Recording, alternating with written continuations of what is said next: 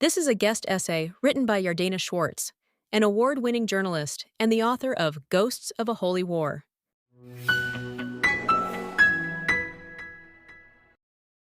When I awoke in New York on October 7th, 2023, I thought I had stepped into the dark pages of history I had spent the last 4 years researching.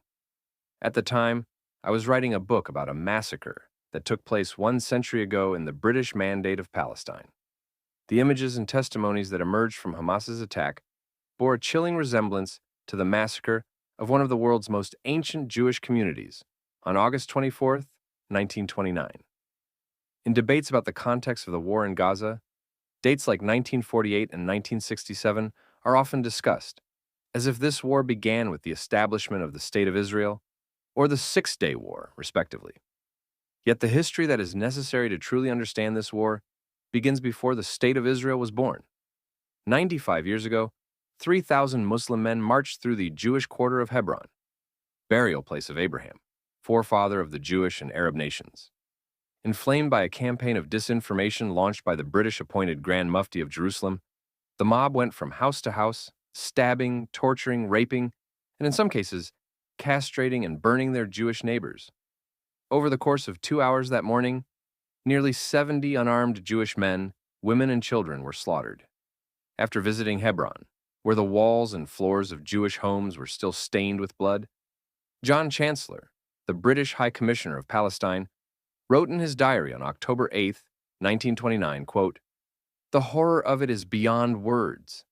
I do not think history records many worse horrors in the last few hundred years." End quote. In 1929, there was no so-called Israeli occupation of Palestinian land.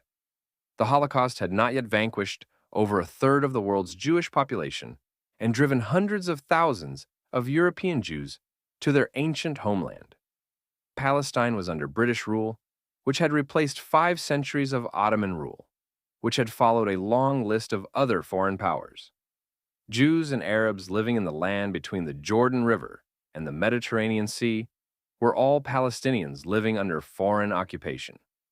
The forces that drove Arabs in Hebron to slaughter their Jewish neighbors mirror the forces behind October 7th. To rally the Arabs of Palestine behind him and to propel his standing in the wider Muslim world, the leader of Palestinian Muslims under British rule waged a campaign of fear and religious passion.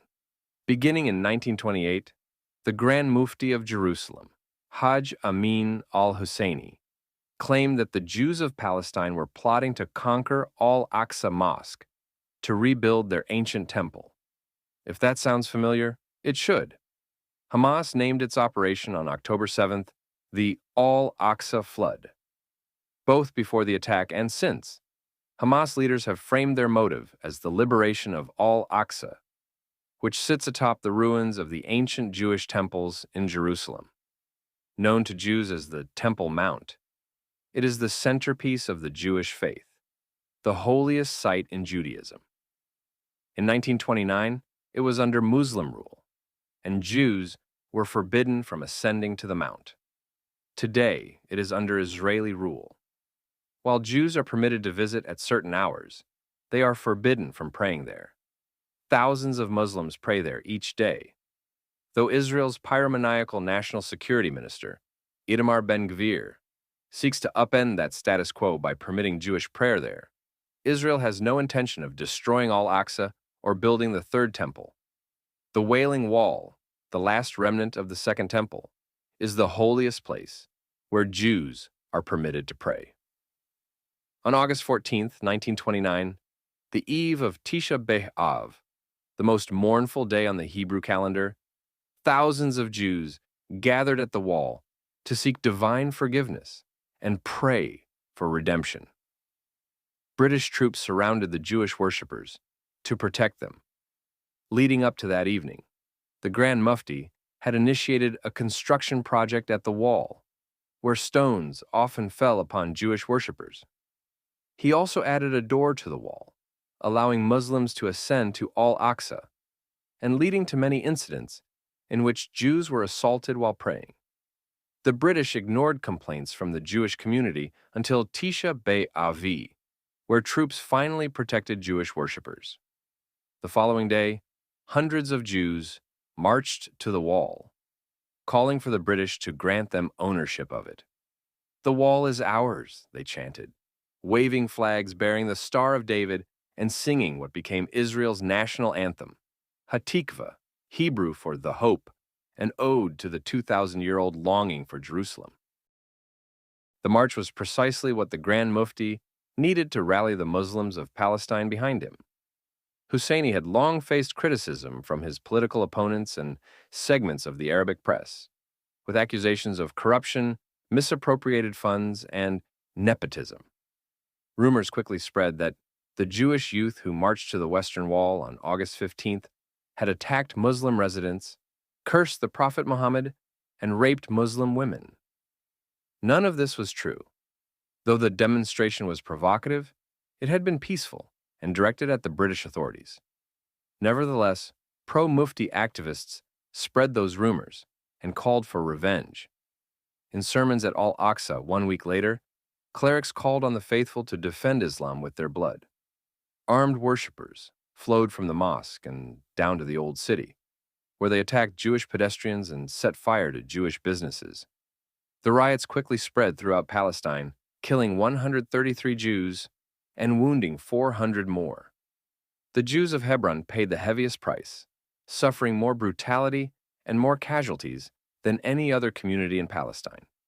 Just as the Mufti claimed that the Jews of Palestine were planning to destroy Al-Aqsa, Hamas perpetuates that same claim today, following the formula set by the Grand Mufti and followed by every Palestinian leader since.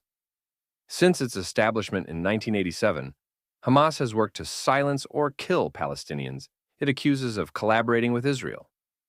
Its leaders have succeeded in distracting Palestinians and their supporters from Hamas's crimes against its own people. The victims in Hebron in 1929 were not settlers. In fact, they were not even Zionists. The Jews of Hebron lived peacefully among 20,000 Muslims, a pious community of 800 people whose existence centered around Torah study. They lived in what was known as the ghetto, a maze of alleyways near the tomb of the patriarchs and matriarchs, where Abraham and Sarah, Isaac and Rebekah, and Jacob and Leah are believed to be buried. Jews had lived near this holy soil for nearly 4,000 years. Just as the Jews who were killed in Hebron in 1929 were not Zionists, the Jews who were murdered, maimed, and kidnapped on October 7th were not settlers. Many were left-wing Israelis who had spent the previous 9 months protesting Benjamin Netanyahu's far-right government. Many of the victims were peace activists who worked to build bridges between Israelis and Palestinians and helping civilians in Gaza receive medical treatment in Israel. According to numerous Palestinian polls, support for Hamas in Gaza and the West Bank soared in the wake of October 7th. The majority of Palestinians deny that Hamas murdered children, raped women, or killed any civilians. Palestinian officials and some on the far left have called these atrocities Israeli propaganda. In 1929, the perpetrators of the massacre in Hebron were also hailed as heroes. The horrors they committed were also denied. The line between 1929 and 2023 cuts through a century of Muslim leaders' refusal to share this homeland of the Abrahamic faiths with the Jewish people. The Grand Mufti rejected the first two-state solution proposed by the British in 1937. He did so again in 1947, when the United Nations voted to partition Palestine into one Arab state and one Jewish state. That partition plan led to a declaration of war by the Mufti and surrounding Muslim states. That war is known by most Jews as Israel's War of Independence. It is known to Palestinians and many Muslims as the Nakba, when more than half of Palestine's Arab population left the country in a mix of flight and expulsion. The Grand Mufti's political descendants have rejected every two-state solution since. The failure of British forces to protect the Jews of Palestine in 1929 led them to unite around what had until then been a divisive movement, Zionism, or the quest for Jewish statehood. After the 1929 massacre, Jews who had opposed Zionism now agreed they could only be safe in their own country, under the protection of their own army. If the Grand Mufti had hoped to thwart the Zionist quest for Jewish self-determination, his actions only accelerated the very forces he sought to extinguish. As we mark 95 years since the Hebron massacre, we have also reached another stark milestone. 1 year since Hamas's attack launched the devastating war in Gaza. With tens of thousands dead and Gaza in ruins, Palestinians have gained nothing and lost nearly everything. In Israel, thousands are still grieving over the horrors of October 7th as they await the return of 105 hostages, and nearly 100,000 remain displaced from their homes due to continued rocket fire from Hamas and Hezbollah. The massacre of 1929 set the stage for the world's most enduring conflict, only to be repeated on October 7th. In its aftermath, we have the benefit of knowing this history and learning from it.